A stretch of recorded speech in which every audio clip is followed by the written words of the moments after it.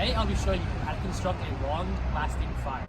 Knowing how to build a long-lasting fire is a survival necessity, and I will be showing you my favorite method along with various other methods on how to make one. So I got the woods behind me, and let's get into it. So imagine this.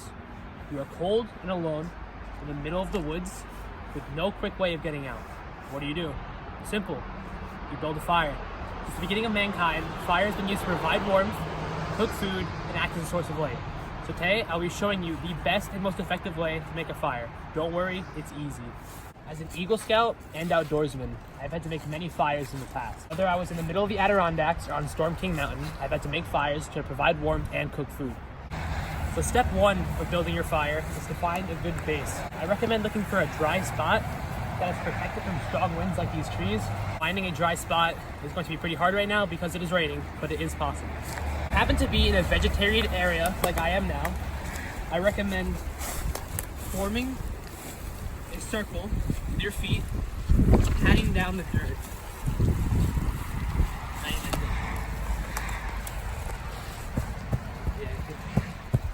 If you have the time and the resources, I recommend getting smaller rocks to lay around your base in order to prevent the spreading of ashes onto drier leaves. This is one of the safe ways for you to prevent forest fires.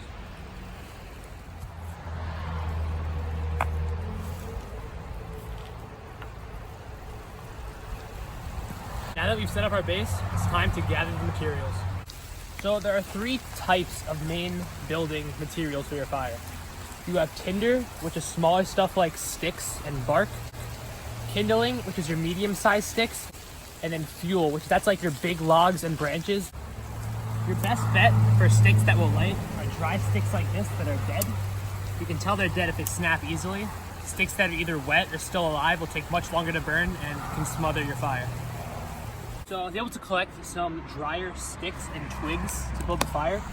Here I have the tinder, which consists of these small twigs that I found on branches. And I also have paper, which lights very well if you have it. I got my kindling. These are the medium-sized sticks that you'll put on top of your tinder. And over here I have your bigger stuff, which is the fuel. This will keep your fire burning longer. So now that I've gathered all the materials, it's time to set up the base for our fire. Three basic ways to construct one's fire. You have the teepee method, the lean-to method, and the log cabin method. Today, I'll be showing you how to do the teepee method because I believe it is the easiest and most effective way to build a fire for beginners. So step one of crafting the fire is to get your tinder and lay it in the middle of your fire. Once you've got your tinder set up in the middle, get your kindling and form a teepee above that.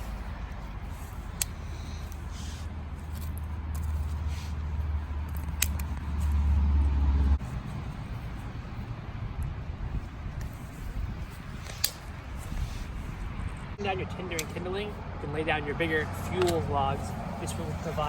This will keep the fire going once you light it.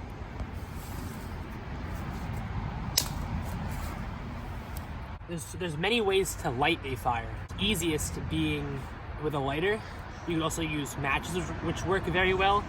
Or if you're up for it, you can use sticks, which I've tried, but I haven't been able to do it. It takes hours. Or flint and steel, and I have lit many fires with flint and steel before. It's very fun, but it's often not the most practical. So get your lighter, and you want to light your tinder.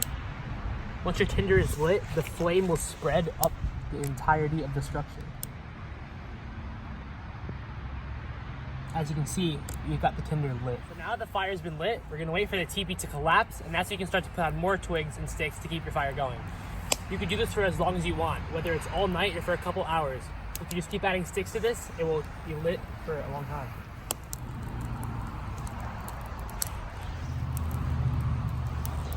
What do you think? Yup, it's a good fire. Like, it lasts a long time too. Now that our fire is roaring, we're gonna let it die out. Once you are done with your fire, you want to safely put it out in order to prevent forest fires. If you have water on hand, you can sprinkle a bit on top, which will help it die out quicker. Spread it out. The closer it is together, the longer it will stay lit.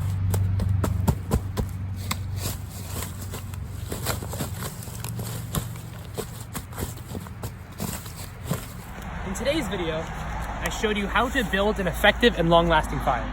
I went over the basic steps, that is, finding your base, gathering your materials, building a teepee, and putting it out safely.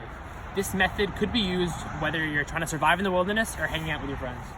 I hope you use this knowledge wisely and safely. Now go make yourself a fire.